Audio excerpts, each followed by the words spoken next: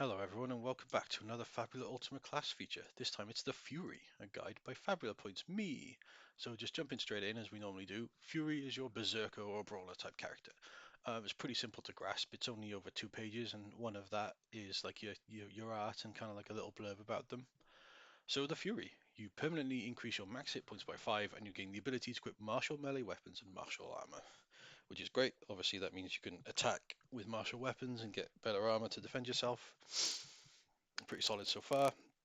So skills, Adrenaline. As long as you are in Crisis, you deal skill level times 2 extra damage, be it with attacks, spells, arcana, any other method. So you can put 5 out of your 10 skill points into this. So this can be quite a heavy investment. You get 10 extra damage per hit back. So it works really well if you're a character that's likely to be in Crisis a lot. So were you to pick like a Dark Blade or something as your other class, you could obviously use your Dark Blade skills to deal extra damage again while reducing your health to reduce your health down to Crisis, which would then deal extra damage to Adrenaline. That would be a pretty good combination. But it depends on whether you want to have a character that's kind of rocking out on half health or less. Um, Yeah, I don't know. It's going to depend on your character a lot, but this is one where I'd either invest heavily in it or I wouldn't take it at all. But the next skill, Frenzy, I love to bits. Your accuracy checks with Brawling, Dagger, Flail, and Thrown weapons trigger a critical success if both dice show the same number and the check is not a fumble. So this I use quite well with the Crit Bonder build, where we take every time we get a critical success, we're able to get an opportunity, which then makes bonds, was that build.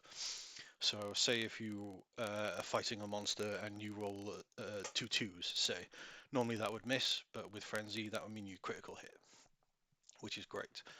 You wouldn't do as much damage as if you'd hit normally, but you'd at least do damage because obviously it'd be a miss otherwise. Indomitable Spirit. When you spend one or more Fabula points, you gain an additional benefit.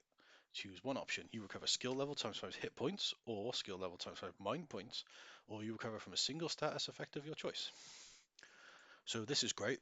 Obviously, Fabula points are one of the main ways to get experience in this game. So getting an extra benefit from using them is obviously going to be awesome. So it's not very situational whether you choose hit points, mind points, or status effect, but you don't have to pick. When you pick this skill, you can take this once and then you'll be able to have extra benefits. And if you feel like the benefits aren't enough and you're using this a lot, then obviously you can lean more into it. But this next bit, this is where the kind of choice comes in as to what kind of Fury you want to play. You'd either want to be a Provoke Fury or a Withstand Fury. You could obviously take both if you felt like it, but I feel like it's stronger to focus on one and not another. So Provoke. You may use an action to spend 5 mind points to perform an opposed might and willpower check against a creature you can see. Describe how you taunt them. If you succeed, the target suffers enraged and is compelled to focus their attention on you. Their attacks and offensive spells must include you among targets if possible. This compulsion ends if you fall unconscious or leave the scene, if the creature is no longer enraged, or if they are successfully provoked by someone else. You gain bonus equal to skill level plus to your might and willpower checks for this skill. So this is a way that you're able to like defend the rest of your team. Because if you remember Fabula Ultima, the enemies randomly attack you. So it's not.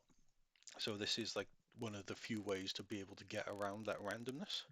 And say like, for example, if you have like an NPC you're escorting who's particularly weak and you don't want them to get hurt, you can provoke an enemy to hit you instead. Like that's a way to be able to defend them.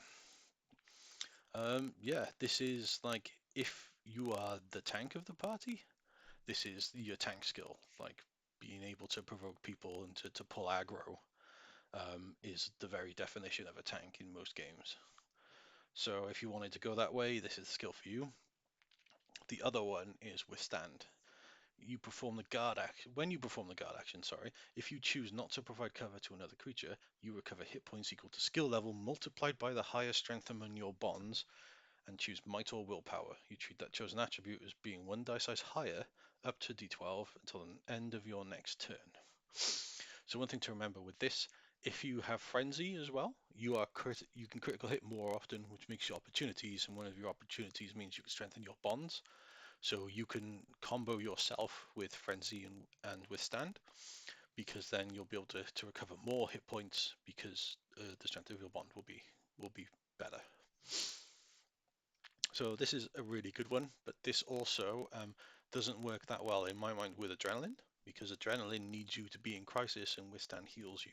So you'd be able to heal yourself out of Crisis in certain situations, and then you'd lose your extra damage. So there's kind of two kind of ways I see this kind of going. You'd either be a Provoke Adrenaline kind of Fury, and you'd probably dip into Frenzy and Indomitable Spirit if you had the right weapon for Frenzy, and Indomitable Spirit is just awesome. Or you'd be like the Withstand Indomitable Spirit kind of Fury, where you can recover hit points an awful lot. So yeah, the skills aren't the only things we need to talk about. There's also the heroic skills. So the first one alphabetically is Monkey Grip. You may equip two-handed weapons belonging to the flail, heavy, spear, or sword categories in a single hand slot. This allows you, for instance, to enjoy the benefits of two-weapon fighting while wielding a pair of two-handed weapons, or equip a two-handed weapon in your main hand slot and a shield in your offhand slot. Now, one thing to keep in mind with this, if you want to go this way, and you want to take Frenzy, your only option will be either a custom weapon, like, or a flail. Like, you could possibly have, like, some kind of heavy thrown weapon, maybe, I'm not sure. But if you decide to run flail, this will synergize well. But you could also always go with one of these and a shield if you prefer. But yeah, I think this is all right. Like, it's nothing special, but it's a lot better than some of the skills we're going to get to in a second. Not this one, no. This next one's powerful strike. Yeah, so Fury or Weapon Master. When you hit one or more creatures with a melee attack, that attack deals 5 extra damage to each creature, and this amount of damage increases to 10 if you are level 40 or higher. So this gives you what Adrenaline gives you with 5 points worth without being in Crisis. So they also stack. So if you had this and were in Crisis, you get 10 from this, and if you put 5 skills in Adrenaline, you get 10 from that. So you'd be dealing 20 extra damage per hit. And if you had like a weapon with multi or something, then you could potentially be dealing a lot of damage, and there's other ways to stack extra damage as well. But this is just a way on your own. So I really like this. Powerful Strike is a good, oh, I don't know what I want to take, let's just do this. And it helps with any other melee build as well. So like if you were like, I don't know, a Dark Blade, or you picked a Weapon Master first or something, this is a great supplement to it because extra damage per attack will never go wrong. So these are the 2 from the core book, but there's also 3 from the Atlas book. So let's bring them up. We'll do not that one. We'll go these 2, one after each other: Pulverizing Strike and Rising Tide. So Pulverizing Strike. After you hit a creature with Breach, which, funny enough, the Fury doesn't get as standard, so you have to pick it from somewhere else. If you attacked with a melee weapon that belongs to the heavy category, you may have the attack deal damage equal to your high roll instead of dealing no damage. So any source of extra damage, including from the third option of breach, still applies. Ignore the damage dealt by the weapon. So this is your, like, I think breaches, if you strike, you can either deal like a condition or attack their mana. So you can use this to attack weapon as well. Attack their health as well. This is potentially pretty good if you use breach a lot. But let's look at all the other kind of options next. Rising Tide. When you perform a melee attack using a weapon that belongs to the brawling category, if you have no martial armor and no shields equipped, you gain a bravery point. Your melee attacks using weapons that belong to the brawling category deal extra damage equal to your current bravery points. At the end of each scene, or if you have 5 or more bravery points at the end of your turn, you must spend all of your accumulated bravery points and recover 10 hit points and mind points. So this goes against Adrenaline, like Withstand does, where because it kind of forces you to recover hit points, you might recover out of Crisis. But you slowly deal extra damage, and then you lose the extra damage to gain health. This is fine. So if you want it for the damage, I believe the Powerful Strike from the core book is your better option, but this does give you a bit of healing and a bit of MP back as well. So it's pretty situational whether you want to pick one or the other. But there's one more option, which I don't really like, Spider's Web. So when you perform the attack action with a melee weapon that belongs to the flail category, if you have no other weapon equipped, you may perform two separate attacks instead of one. If you do, both attacks follow the rules for two-weapon fighting. Each attack loses the multi-property and cannot gain it, and treat high rolls of each accuracy check as being zero when determining damage. This doesn't stack with the weapon's quick customization. So this in itself gives you the reason why this is bad. If you had a quick flail, like you can just customize and buy a quick flail. Like by the time you're getting heroic skills, you'll have enough money to be able to either customize it yourself depending on your party or be able to buy it from shops. So you can pay for an upgrade which does what this does,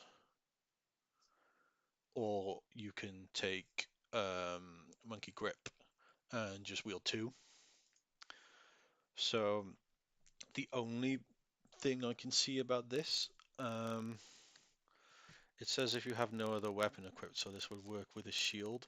So if you decided you wanted to do multiple flail attacks, but the flail didn't have multi, and you wanted to wear a shield, this would do slightly more than having two flails. But for a heroic skill, I don't think it's worth it. Like, even if you decided to build a character around the skill, I don't think it's worth it. So I would go, personally, if you breached a lot, I like Pulverizing Strike. Otherwise, I just go Powerful Strike, to be honest, just gain extra damage. But yeah, that is the Fury. It's a short video today because there's not a lot of spells to go through. But yeah, let me know what you think in the comments, whether you agree or disagree with any of my views here. But I'm going to leave it there. Thank you very much for watching. Goodbye.